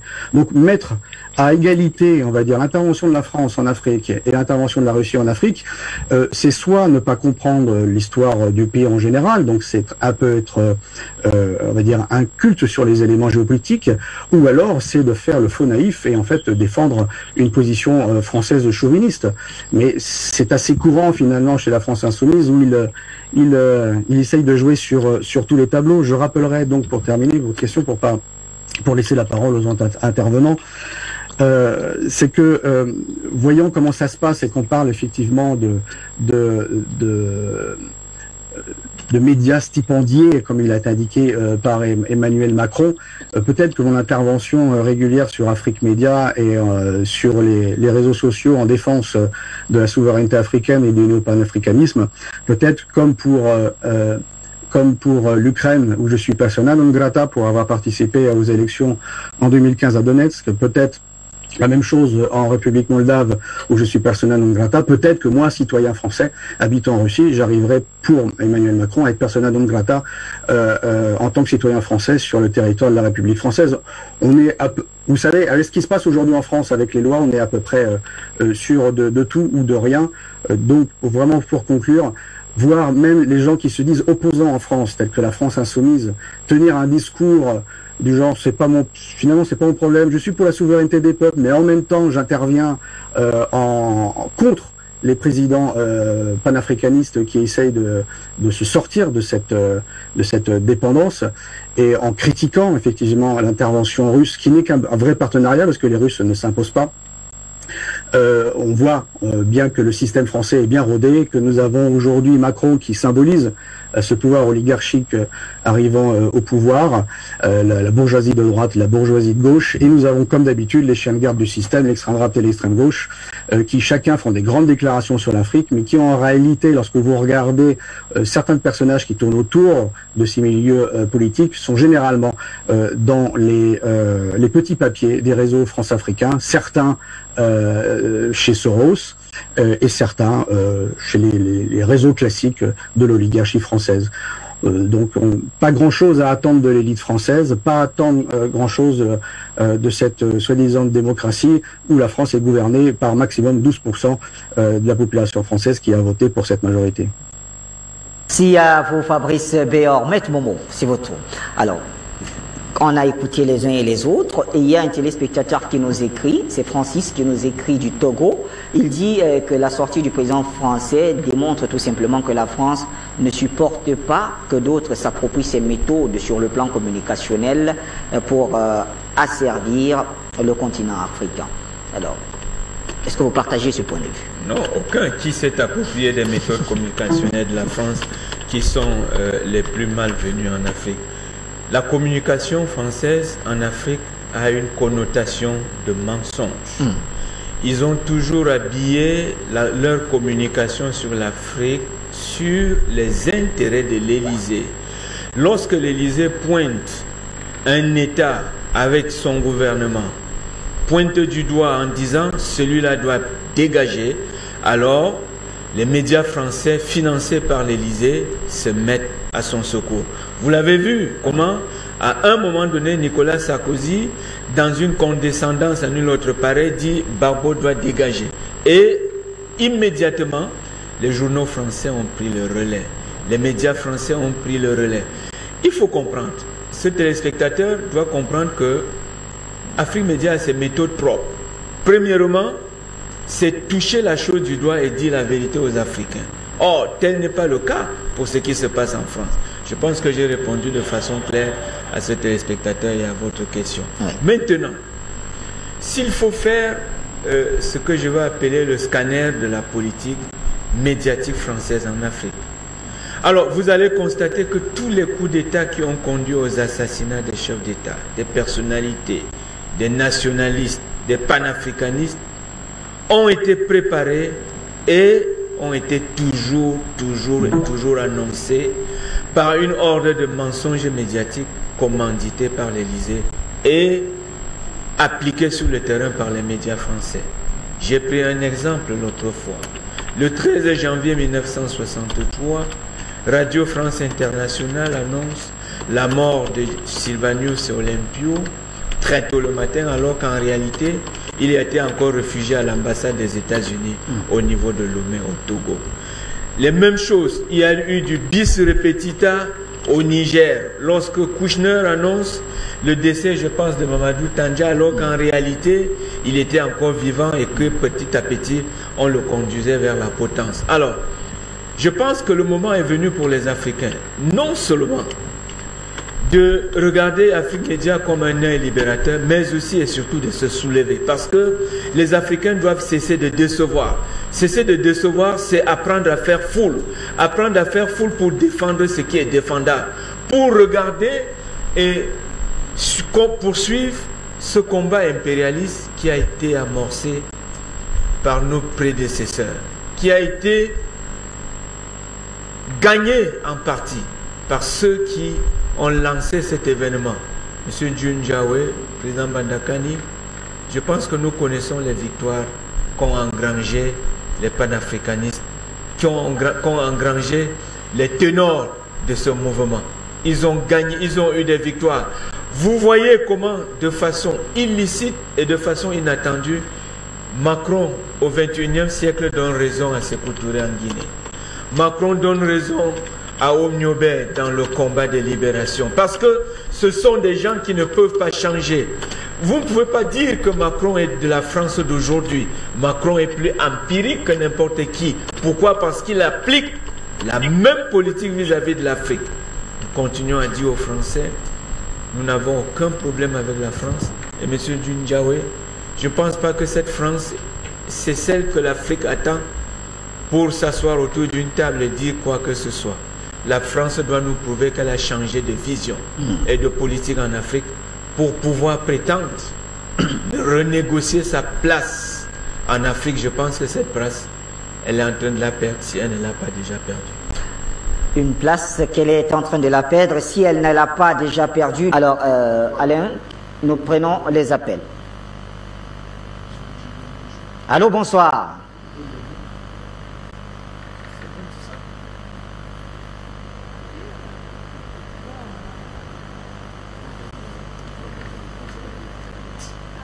Allô, bonsoir. Allô, bonjour Afrique. Oui. Bonjour Afrique Média. Bonjour madame. Merci pour le travail que vous faites. Vous faites un travail très intéressant pour le panafricanisme. Je vous remercie. Je remercie tous les invités qui sont sur le plateau, principalement M. Bandakani, avec qui je suis d'accord à 98% souvent sur les sujets. Okay. Si je reviens au sujet qui a été proposé concernant M. Macron, j'aimerais dire aux Africains de ne pas tomber dans ce jeu. Si Macron fait une crise de jalousie, qu'il aille s'en prendre à la Turquie et à la Russie. Parce que nous, en Afrique, nous ne traitons pas avec la Turquie et la Russie. Et nous ne cherchons pas de nouveaux maîtres, de nouvelles personnes pour nous dominer. Voilà, donc il a fait sa crise de jalousie avec les Turcs et les Russes. Et avant, c'était les Chinois. Et généralement, quand il commence comme ça, c'est qu'il prépare une guerre sur le territoire africain. Parce qu'ils ne se battent jamais entre eux sur le territoire, mais toujours sur le territoire africain. Voilà. Et donc, je voudrais que cela soit clair avec les Africains. Il ne faudrait pas qu'ils rentrent dans ce jeu-là, qu'il a fait sa crise de jalousie là-bas. Et maintenant, moi, j'ai une proposition à faire. Je voudrais que tous les pays qui sont martyrisés ou bien maltraités par la France de Macron et Macron qui soutient les dictateurs, je voudrais que dans ces pays-là, chaque pays, enfin que tous ces pays-là s'entendent qu'ils décident d'une date, d'un jour, et tous les pays francophones vont marcher vers l'ambassade de la France pour protester. Et le thème sera Macron et la France, nous voulons vivre dans un monde plus humain. Donc chaque pays africain, francophone, ce jour-là, on cherche un jour, une heure, et tout le monde marche sur l'ambassade de la France pour réclamer un monde plus humain de la part de Macron et de la France. Voilà, merci beaucoup, j'en ai fini. On a dit à tous nos appelants, on fera 1 minute chacun pour permettre à un grand nombre de s'exprimer. Nous restons au téléphone. Allô, bonsoir.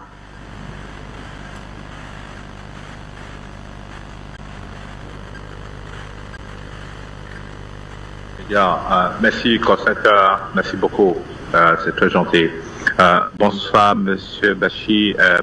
Je dis bonsoir à vos invités, Monsieur Luc Michel, le président Bandakani, votre invité sur le Skype, et puis le député qui est parti. Voilà, je vais donner mon petite contribution parce que je vois que le thème est revenu encore aujourd'hui et c'est une très bonne chose. Monsieur Bachir, moi j'ai 3 points de vue, 3 opinions à donner sur votre thématique. Parce que il y a quelque chose qui m'a frappé un peu sur le comportement de M. Macron, parce que quand quelqu'un est panique, malheureusement pour lui, il n'a pas la maîtrise de soi. C'est dommage pour un président. Bon, peut-être parce qu'il est jeune. C'est ça, on appelle le yof. C'est normal. Mais il n'a pas la maîtrise de soi, parce que j'ai eu des échos de Quai d'Orsay que au niveau de Quai d'Orsay, que les gens sont en train de grogner sur le comportement qu'il a eu lors de l'interview avec Jeune Afrique. Et ça, c'est pas très intéressant pour la suite de sa vie politique, parce qu'il risque d'être politiquement def. Ça, c'est first. Deuxièmement, ce que je veux dire, la France qui a colonisé l'Afrique, qui s'est appuyée sur 3 types d'acteurs. On peut dire le missionnaire. Deuxièmement, il y a les comptoirs français, comme j'avais dit toujours, CFAO et puis SCOA. Et puis troisièmement, les militaires. Donc moi, mon problème s'appuie sur le 3e point. Aujourd'hui, nous débutons le tas français de traiter Afrique Média d'avoir été financé par le Turkish et puis le Russia. OK. Même si la Turquie ou bien le Russia a financé Afrique Média, qu'est-ce que ça fait? Moi, je pose cette question comme ça. Ça fait quoi? Est-ce que RFI ou les grosses chaînes telles que France 24 et avec RMC, BFM, ils sont bel et bien financés par Lagardère?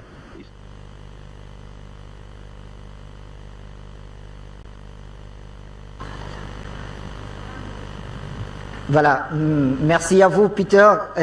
On reviendra certainement sur la thématique. J'aurais bien voulu entendre Peter jusqu'au bout. On va prendre quelqu'un d'autre très rapidement. Allô, bonsoir. Allô, je salue le plateau Afrique Média. Allô? Oui, on vous écoute, monsieur. Bonsoir. Allô, bonsoir. Ok, mon frère Bachir, bonsoir, je salue sur le plateau. Je salue encore en particulier avec mon président Batakari. Vous êtes le meilleur. Vous êtes le meilleur. Vous êtes le général qui défend notre continent, l'Afrique. C'est-à-dire, vraiment, ce que Macron est en train de faire, il est en train de trembler. Et ce qu'il est arrivé aujourd'hui, c'est ce que Sarkozy avait créé à son époque. Donc Sarkozy, en son temps, les présidents n'ont pas fait ce qu'il avait fait. Il entre en Afrique. Aujourd'hui, il a séquestré M. Bafo, il a séquestré M. Djegoudé, il a tué Gaddafi, et il refuse de reconnaître l'argent que Gaddafi lui avait donné. Et je vous dis que le moment où, quand il avait commis toutes ces dégradations en Afrique, si Afrique Média existait, ça ne pouvait pas passer ainsi. Le travail que vous êtes en train de faire, vraiment, vous-même, vous ne connaissez pas l'ampleur que vous faites, c'est en train de prendre toute l'Afrique et vous êtes en train de défendre toute l'Afrique. Ce que M. Macron est en train de faire, il est trop petit pour faire ça. Afrique Média va libérer le continent africain. Nous sommes avec vous. Motion de soutien. Merci. Un autre appelant. Allô, bonsoir.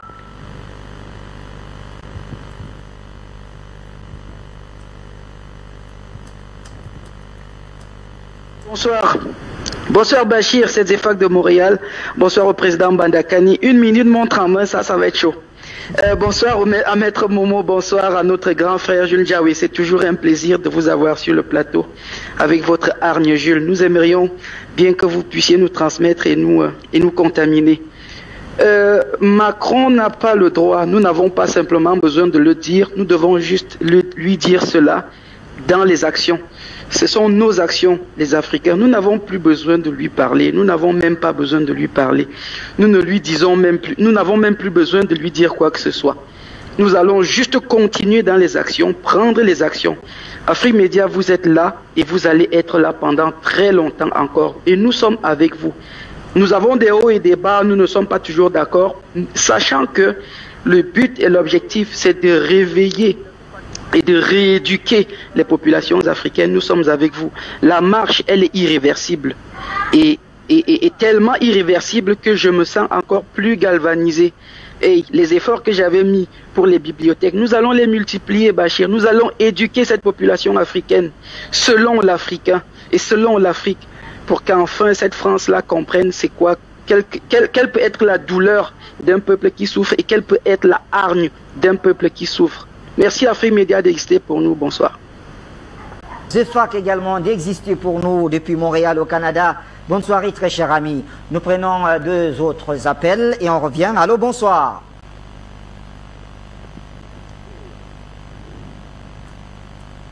Allô, bonsoir, c'est Bachir.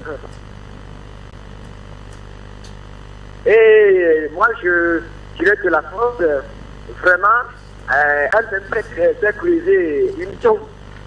Et elle n'a qu'à se retrouver dans cette tombe et se renfermer une fois pour de bon, c'est fini. Et la Russie, moi, je déclare mon amour pour la Russie. Hein. Et il y en a qui viennent sur les plateaux dire que la Russie est aussi comme les Français et les Anglais. C'est être méchant. Parce qu'il faut comprendre ce que la Russie a fait en Afrique. Vraiment, c'est très, très intéressant. Vous voyez comment même Fabrice dehors, un Français qui aime la Russie, c'est pour quelque chose. Même Luc Michel, la Russie vraiment va faire la différence. Il faut faire confiance à la Russie. Parce que l'Afrique ne peut pas, elle seule, faire face à la France, à l'Amérique et tout ça là. Et tout cela sont très difficiles. Donc il faut quelqu'un comme la Russie pour pouvoir les affronter. Merci pour tout ce que vous faites pour l'Afrique et pour le monde. Hein. Bye, c'est Mercedes Métobo. Merci à vous pour cet appel. Nous prenons un avant-dernier. Allô, bonsoir.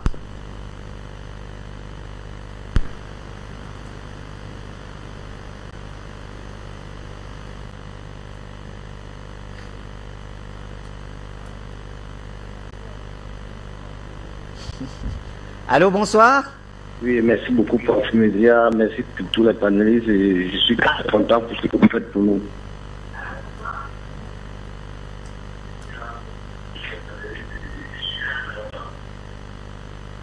Parlez sans chercher à vous réécouter, monsieur. Allez-y.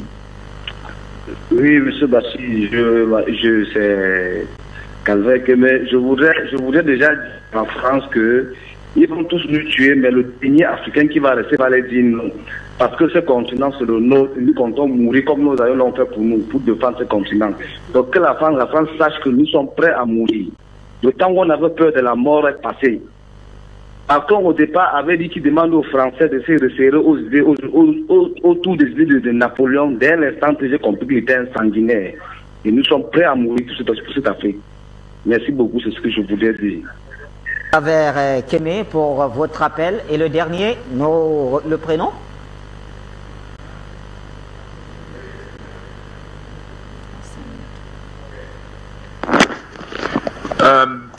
Bonsoir Afrique Média, je pense que j'ai eu un souci avec le ligne. Je vais continuer ce que j'étais en train de dire, monsieur le exposé.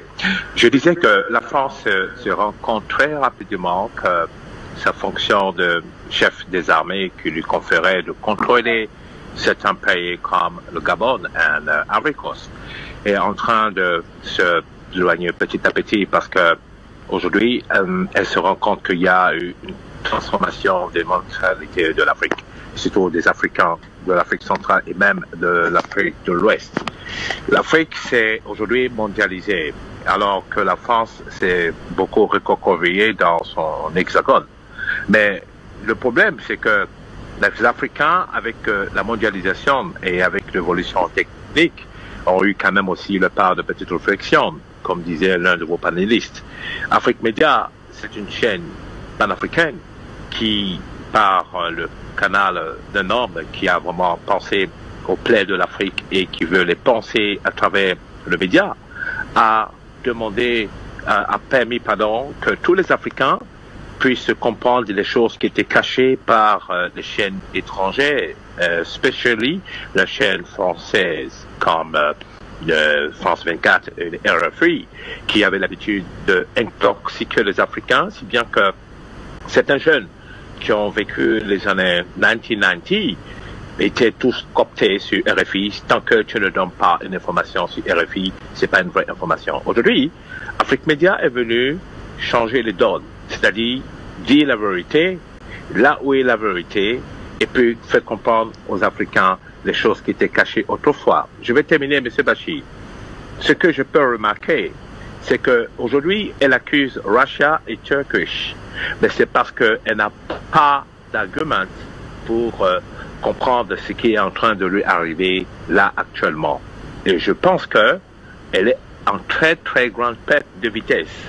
Et je m'adresse maintenant à vos invités, et particulièrement votre député qui a parlé tout à l'heure.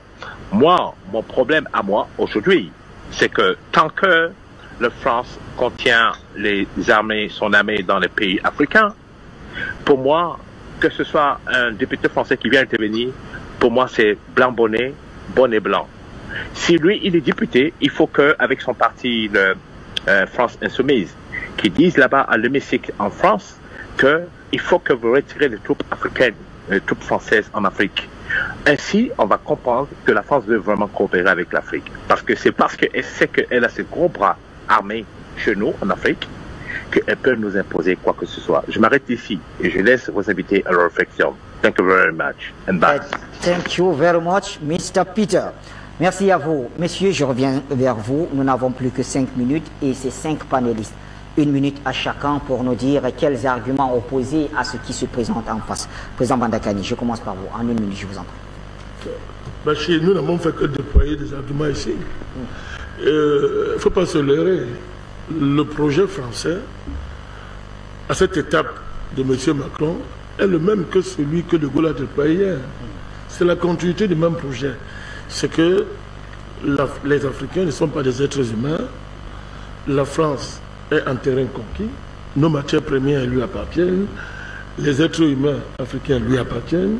Les ressources de l'Afrique lui appartiennent. Et que tous ceux qui veulent se lever contre ça, évidemment, sont anti-français. Ils sont anti-français et ils doivent être éliminés. Donc on est dans un rapport de guerre. Il ne faut pas se leurrer. On est dans un rapport de guerre. Et le rapport maître-esclave se solde toujours soit par la mort de l'esclave, soit par la destruction du maître. Le rapport maître-esclave, ce n'est pas une affaire où on s'assoit pour négocier, comme j'entends les gens dire. Ça n'existe pas. Ça n'existe pas.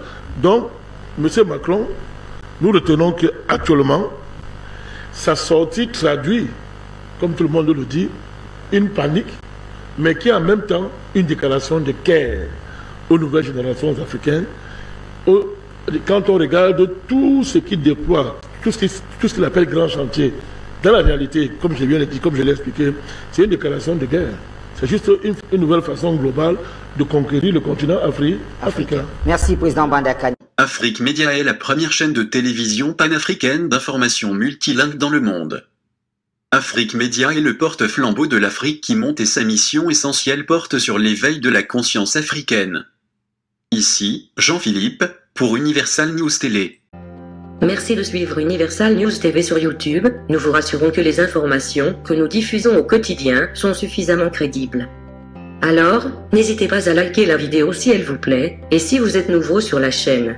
N'oubliez pas de vous abonner et d'activer la cloche de notification pour ne pas rater nos prochaines vidéos.